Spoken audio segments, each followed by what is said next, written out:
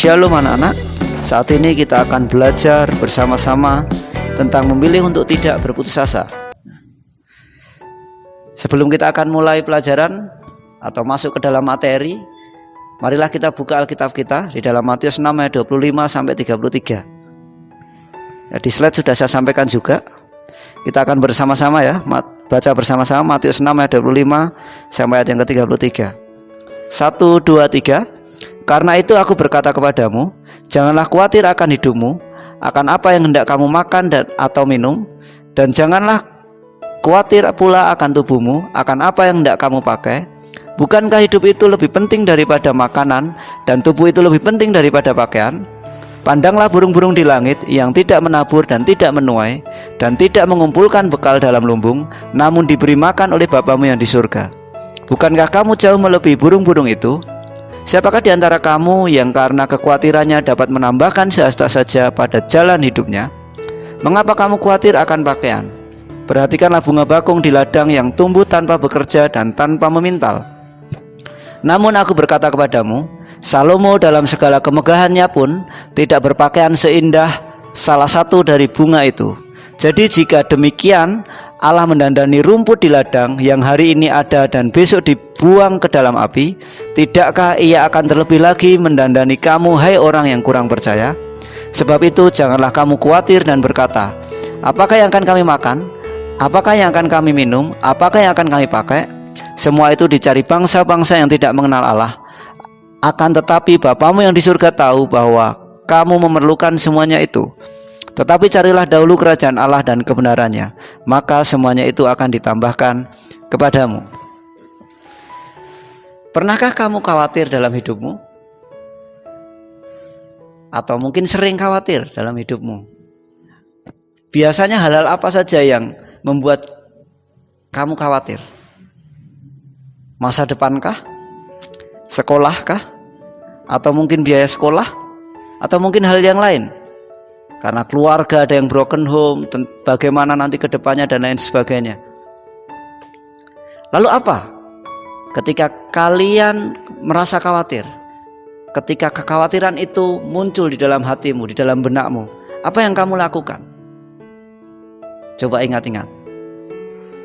Ketika kekhawatiran itu muncul, apa yang biasanya kita lakukan? Apakah kita lari ke rokok? Apakah kita lari ke minuman-minuman keras? Apakah kita melari ke game? Ataukah kita lari kepada firman Tuhan? Kita sujud di altar Tuhan, kita mencari hadirat Tuhan, kita datang kepada Tuhan. Kekhawatiran itu muncul sesuatu hal yang wajar sebagai manusia.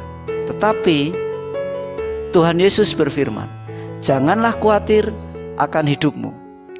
Mengapa kita tidak perlu khawatir akan hidup kita? Setidaknya ada 3 pesan yang disampaikan Tuhan Yesus dalam Matius 6 ayat 25 sampai 33 supaya kita tidak khawatir. Yang pertama, jangan khawatir tentang makanan, minuman dan pakaian. Ya, di situ ada gambar burung. Ya. Gambar burung, kita lihat bahwa burung itu banyak ada terbangan hinggap di pohon-pohon yang mungkin tidak dipelihara manusia, tetapi dia dipelihara oleh Tuhan. Dan ada bunga yang begitu indahnya yang dipelihara oleh Tuhan. Sedangkan kita adalah manusia, kita adalah ciptaan Tuhan yang diciptakan dengan sempurna, dan kita adalah umat yang dikasihi Tuhan.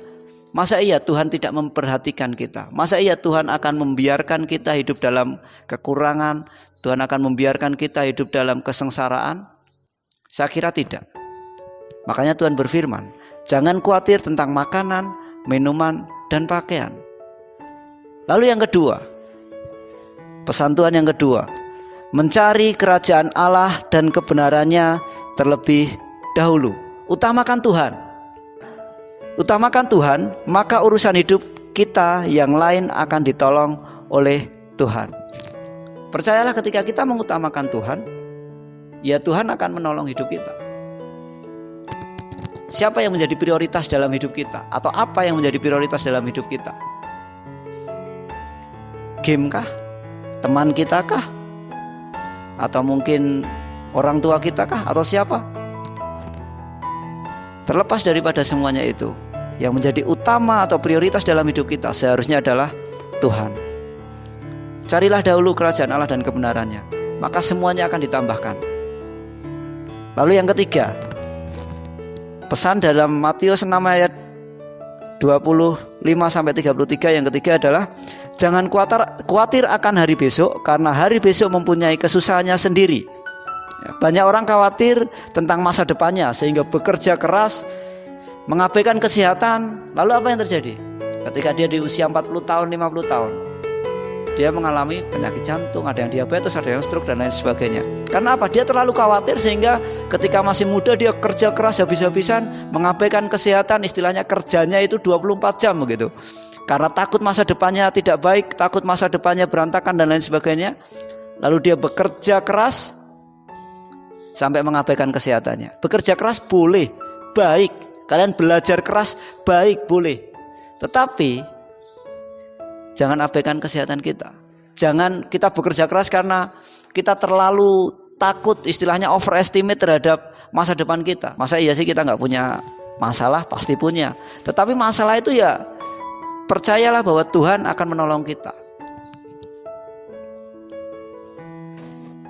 Kita setiap manusia punya keterbatasan, ya. Letak keterbatasan manusia adalah lelah ketika manusia menganggap bahwa apa yang dibutuhkan harus datang pada saat ini atau saat ia meminta kepada Allah. Padahal Allah berpikir ke masa depan. Saya kasih contoh, misalkan kalian anak SMP pengen punya motor seperti itu. Kalau orang tua kalian mampu, mungkin bisa saja membelikan. Tapi kalau orang tua kalian belum mampu, masa iya kita harus memaksa orang tua kita, memaksa Tuhan aku pengen motor, padahal usia kalian rata-rata atau bahkan semuanya masih di bawah 17 tahun. Masa iya anak yang belum punya SIM mau naik motor? Ya walaupun sekarang kalian lihat di manapun banyak ya, ada anak kecil, anak SD itu naik motor, tapi seharusnya belum boleh ya. Lalu naik mobil lah ini, naik mobil, masa iya kalian mau minta mobil? Belum waktunya. Suatu hari nanti ketika kita membutuhkan itu, Tuhan akan kasih. Kalau untuk saat ini kan belum. Nikmati dulu aja naik sepeda gitu ya. Sekarang kita akan mengerjakan tugas. Kita akan mengerjakan tugas. Mengamati lingkungan. Tanyakan pada 5 temanmu melalui WA, apakah mereka pernah berputus asa? Lalu apa penyebab mereka putus asa? Apa yang dilakukan saat putus asa? Apakah tindakan itu berhasil mengatasi keputusasaan mereka? Lalu tulislah pengamatan itu dengan menggunakan tabel. Nah, ini tabelnya ya, contoh tabelnya begitu. Tabel pengamatan penyebab putus asa apa? Hal yang dilakukan saat putus asa apa? Lalu berhasil nggak mengatasi putus asa gitu. Lalu evaluasi, silakan nanti dikerjakan evaluasi apa pesan Tuhan Yesus, apa pesan yang Tuhan Yesus sampaikan tentang kekhawatiran. Lalu menurutmu apakah pesan ini dapat diterapkan dalam hidupmu sehari-hari? Minimal ada 3 pesan tadi ya. Mengapa selaku anak-anak Tuhan kita tidak perlu putus asa, dan apa yang perlu kita lakukan agar kita tidak khawatir atau putus asa. Baik, itu pembelajaran kita hari ini tentang hidup tidak berputus asa. Tuhan Yesus memberkati.